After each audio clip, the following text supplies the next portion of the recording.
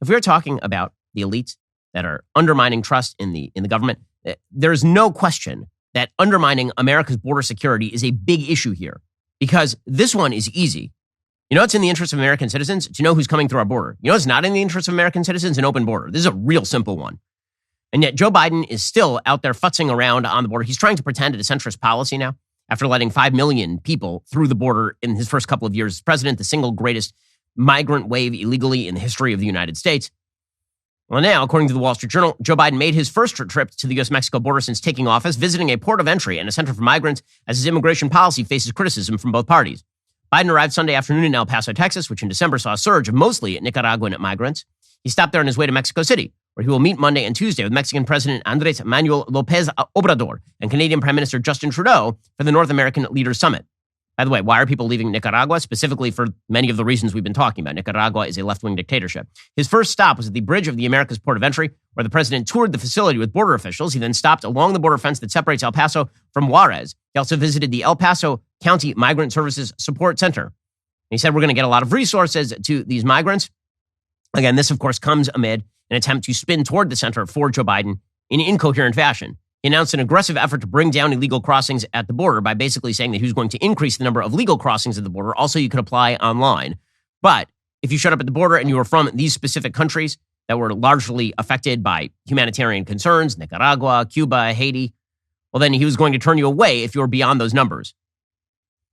Biden was greeted at the airport by Texas Governor Greg Abbott. Republicans have been calling on Biden to travel to the region for 2 years, saying he wasn't focused enough on the issues. And Abbott told reporters that Biden was 2 years and $20 billion too late. And then he gave the president a letter asking him to take a series of enforcement steps, including detaining people who entered the country illegally and resuming construction of a border wall. Biden said he had not read the letter, nor will he, I am sure. So just amazing stuff here from the Biden administration. You wonder, these are the issues that get people mad. And the reason they get people mad is, again, because of the belief that these elites in government institutions do not care about the interests of their own people. This, by the way, is why, presumably, Joe Biden was attempting to essentially lie by proxy by having El Paso cleaned up before he arrived. This is one of these shticks that you see from presidential candidates and presidents, is that if the area is really bad and you know the cameras are coming, you just have it cleaned up overnight beforehand. It's why the Biden administration has historically been so angry at reporters like Bill Malugin for actually reporting what's going on at the border. According to the UK Daily Mail, when Biden made his first visit to the border with Mexico on Sunday, he'll hear from aid workers helping to manage the immigration crisis and local officials desperate for more support. What he won't see are the miserable makeshift camps dotted around El Paso that triggered headlines last month about migrants taking over the streets. On Tuesday and Wednesday, law enforcement teams moved through the downtown area, picking up migrants who had entered the country illegally. As a result, Biden would get a view of the border, but not of the crisis. Border agents wanted him to see the scale of the chaos, and it is. It's like complete tent cities. It's a dog and pony show, said a volunteer helping dozens of migrants seeking shelter at the Sacred Heart Church. They've cleaned it all up for him. Officials say they're just enforcing the rules and any timing is a coincidence, but everybody knows that that is a bunch of crap. Everybody understands that that is not true.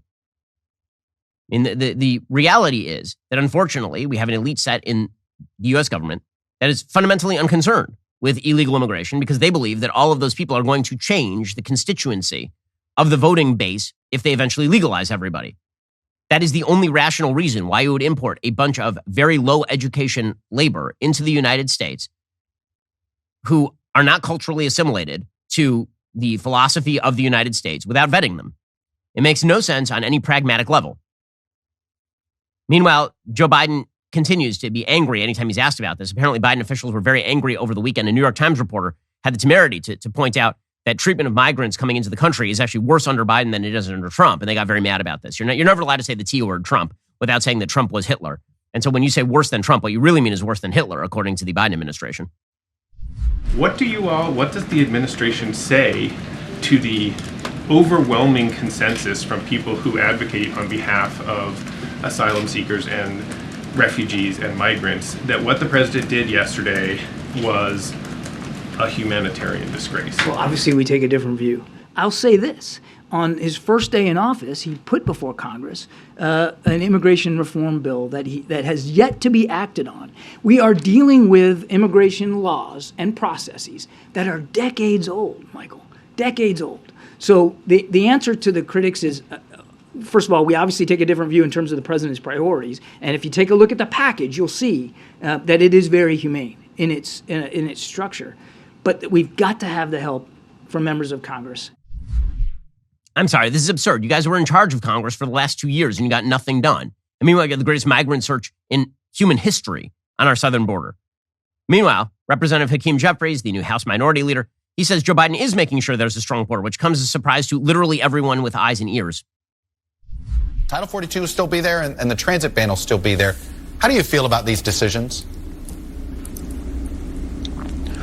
Well, I look forward to hearing what President Biden has to say later after his communications. I do think that the Biden administration is trying to tackle a tough issue in a way that is consistent with both the principle that America is a nation of immigrants, that gorgeous mosaic of people from across the world who come here to pursue the American dream has been a part of American excellence, but also, of course, making sure there's a safe and a secure and a strong border.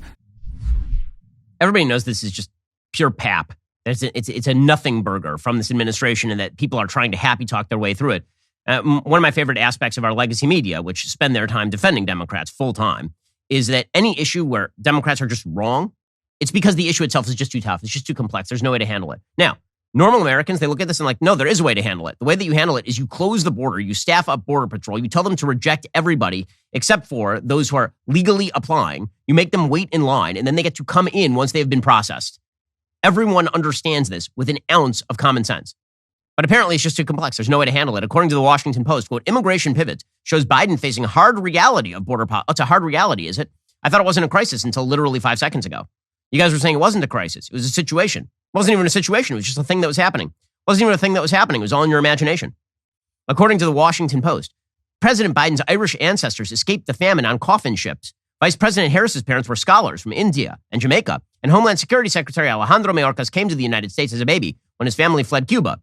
All three leaders stood before the TV cameras in Washington this week to announce that some migrants would get new opportunities to pursue similar dreams in the United States, and others would face swift removal to border cities in Mexico. It was a deflating and lonely moment for a president who had promised to leave Donald Trump's harsh immigration policies in the dustbin of history. Oh, it was deflating and lonely for him, was it?